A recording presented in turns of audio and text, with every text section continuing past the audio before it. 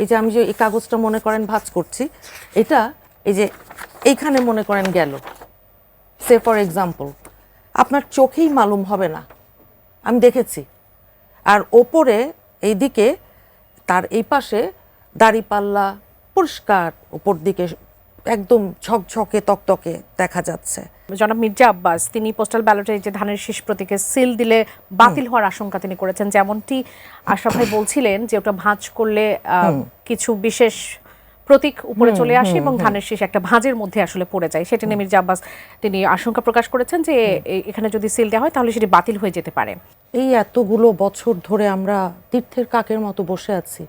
আমাদের তরুণরা 4টা নির্বাচন, 8, 14, 18 এবং 24-এর নির্বাচন হয়নি, ভোট হয়নি, ভোট দেবে। কিন্তু এইবার একটা ইন্টারিম গভর্নমেন্ট 5 আগস্টের পরবর্তী যে অধ্যায়, এত হাজার হাজার ছাত্র জনতার রক্তের ওপর নতুন বাংলাদেশ, সেখানে ভোটটা নিরপেক্ষ, ভোটটা সুষ্ঠু, ভোটটা অংশগ্রহণমূলক হবে, এটা আমাদের প্রত্যেকের লেজিটিমেট এক্সপেকটেশন। আমরা আশা করি, আকাঙ্ক্ষা করি। এখন বাহরাইনের এই ব্যালট, পোস্টাল ব্যালট বিভ্রাট যেটা আমরা দেখছি, সোশ্যাল মিডিয়ার বদৌলতে তো সাথে সাথে চলে আসে এই বিষয়গুলো, এখন প্যারালাল দাঁড়িয়ে গেছে মিডিয়া, সোশ্যাল মিডিয়াতে। এক বাসায় দেখা গেল বিপুল সংখ্যক পোস্টাল ব্যালটের ভিডিও, সেটা ভাইরাল হয়েছে। এটার ব্যবস্থা নেওয়ার জন্য বিএনপি আমরা বলেছি।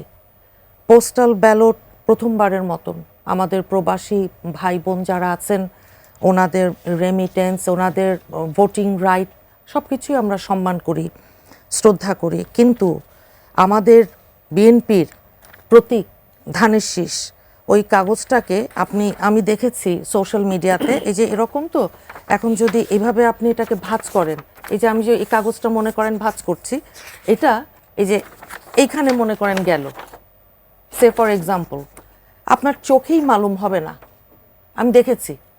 আর ওপরে এইদিকে তার এই পাশে দাড়িপাল্লা পরিষ্কার, উপর দিকে একদম ঝকঝকে তকতকে দেখা যাচ্ছে। হয় কি বলে না, সকাল দেখলেই দিন বোঝা যায়।